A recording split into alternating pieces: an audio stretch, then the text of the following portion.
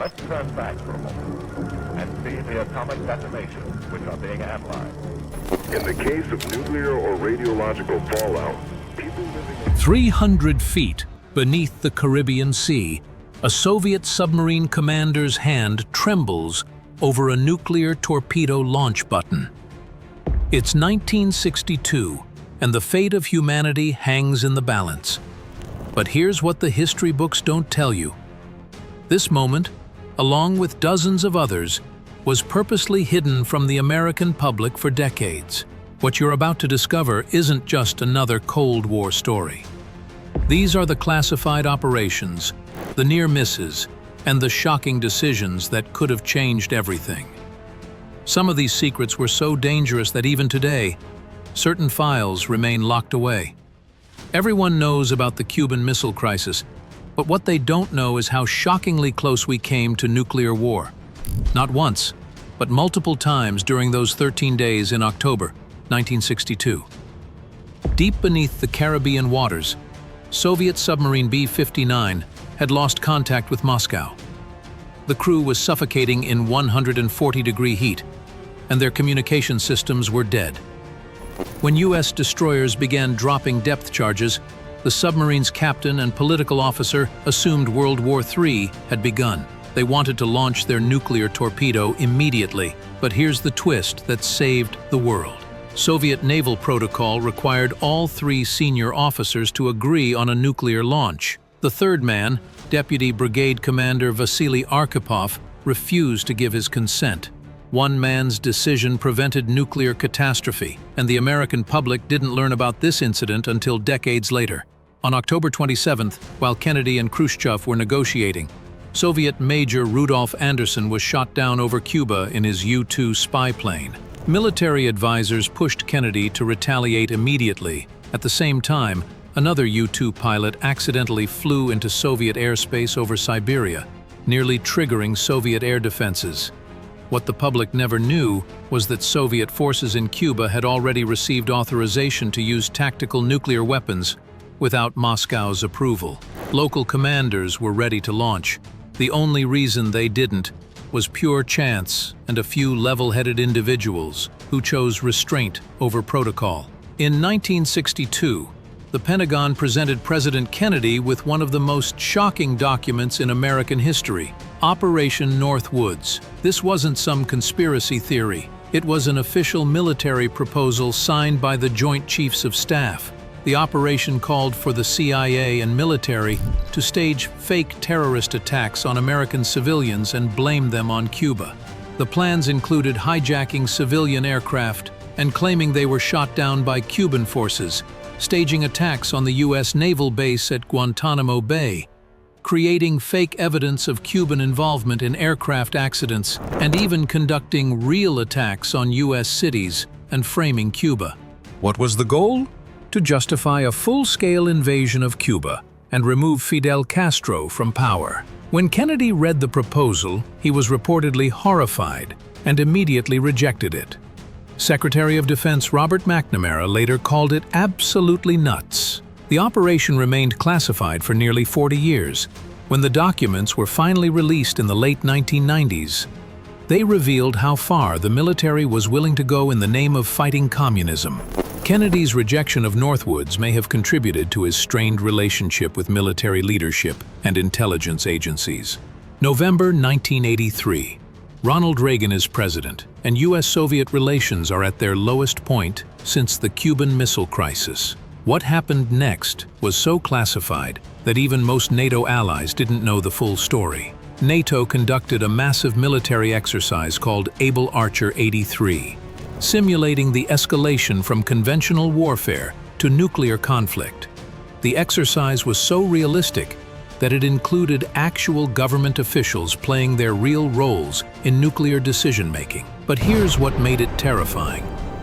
The Soviets thought it was real. Soviet intelligence, already paranoid about American intentions, interpreted the exercise as preparation for an actual first strike. KGB operatives across Europe were put on highest alert. Soviet nuclear forces began preparations for launch. Some reports suggest that Soviet leadership seriously considered launching a preemptive nuclear strike. The crisis was diffused only when British intelligence, through their spy Oleg Gordievsky, learned of Soviet fears and alerted the Americans. Reagan, reportedly shocked that the Soviets had taken the exercise so seriously, began moderating his approach toward the USSR. For years, officials downplayed how close the world came to nuclear war during Able Archer 83. It wasn't until decades later that declassified documents revealed the extent of Soviet panic and how a training exercise nearly ended civilization. While Americans worried about Soviet brainwashing, their own government was conducting some of the most disturbing psychological experiments in history. Starting in the 1950s, the CIA launched MK-Ultra, a program designed to develop mind control techniques. The agency recruited psychiatrists, psychologists, and researchers from prestigious universities to conduct experiments on unwitting subjects. These weren't just laboratory tests. The CIA dosed unsuspecting Americans with LSD and other drugs, conducted sensory deprivation experiments, used electroshock therapy and psychological torture, and tested on prisoners, mental patients, and even their own employees. Dr. Ewan Cameron, working at Montreal's Allen Memorial Institute, conducted particularly brutal experiments. Patients seeking treatment for minor psychological issues were subjected to weeks of drug-induced comas, massive electroshock treatments, and psychological conditioning that left many permanently damaged. One victim, Linda McDonald, entered the hospital as a young mother with postpartum depression. She emerged months later unable to recognize her own children, having lost most of her memories and basic life skills. In 1973, as congressional investigations began, CIA Director Richard Helms ordered the destruction of all MK-Ultra documents. Most records were destroyed, but some survived, revealing the program's scope only in the 1970s. The full extent of these experiments may never be known. September 26, 1983. Just weeks before the Able Archer incident, another moment of individual heroism prevented nuclear catastrophe. Lieutenant Colonel Stanislav Petrov was on duty at a Soviet early warning radar station when the computers detected 5 American ICBMs heading toward the USSR. Protocol demanded that he immediately report the launch to Soviet leadership, who would then order a full-scale nuclear retaliation. But Petrov noticed something odd. Why would the Americans launch only 5 missiles? A real first strike would involve hundreds or thousands. He suspected a system malfunction. With minutes to decide, Petrov chose to report the detection as a false alarm rather than an actual attack. He was right. The radar had mistaken sunlight reflecting off clouds for incoming missiles.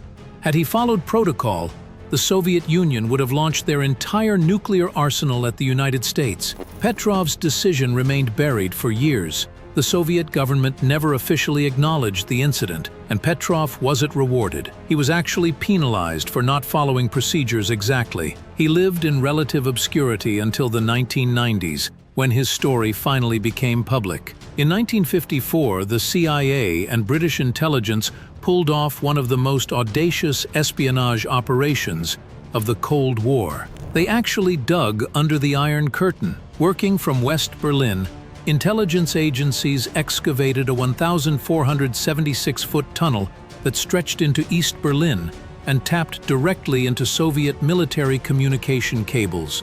For nearly a year, they intercepted thousands of Soviet and East German communications. The operation provided invaluable intelligence about Soviet military capabilities and intentions. But here's the twist that remained hidden for decades. The Soviets knew about the tunnel almost from the beginning. George Blake, a British intelligence officer who was secretly working for the Soviets, had informed Moscow about the tunnel before construction even began. The Soviets allowed the operation to continue, carefully controlling what information passed through the tapped cables. Both sides played this elaborate game of deception for months. The Americans thought they were conducting brilliant espionage, while the Soviets used the tunnel to feed them selected information.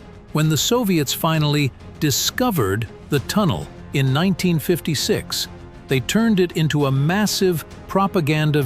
These incidents reveal a disturbing truth about the Cold War. We came far closer to nuclear annihilation than anyone knew at the time. The Cuban Missile Crisis, Able Archer 83, and the Petrov incident each could have ended civilization. But they also show something remarkable about human nature. In each case, it was individuals, Vasily Arkhipov, Stanislav Petrov, and President Kennedy, who chose restraint over protocol and humanity over politics. The most chilling reality? These are just the incidents we know about. Countless classified documents remain sealed, and we may never learn how many other times the world stood on the brink of nuclear war. The Cold War wasn't just a battle between superpowers. It was a decades-long game of nuclear roulette, where humanity often depended on the actions of a few individuals, making split-second decisions in the dark. What other secrets are still hidden in government vaults? What other close calls have never been revealed? The Cold War may be over, but its secrets are still being uncovered, one declassified document at a time. Like, comment, and subscribe for more thrilling content.